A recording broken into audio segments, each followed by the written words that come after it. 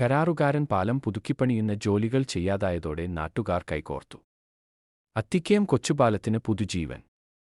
Rebuild Kerala പദ്ധതിയിൽ ഉൾപ്പെടുത്തി 2.8 കോടി രൂപ ചെലവിൽ നിർമ്മിക്കേണ്ട അത്തിക്കയം കടുമീഞ്ചിറ റോഡിലെ കൊച്ചുപാലത്തിന്റെ സംരക്ഷണ ഭിത്തിയും സമീപന റോഡുമാണ് നാട്ടുകാർ മുന്നിട്ടിറങ്ങി ബലപ്പെടുത്തുന്നത്.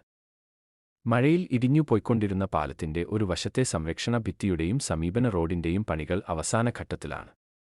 നാട്ടുകാർ ചേർന്നുണ്ടാക്കിയ ആക്ഷൻ കൗൺസിലിന്റെ നേതൃത്വത്തിലാണ് പാലത്തിന്റെ സംരക്ഷ ഭിത്തി ഉൾപ്പെടെ ബലപ്പെടുത്തുന്ന ജോലികൾ.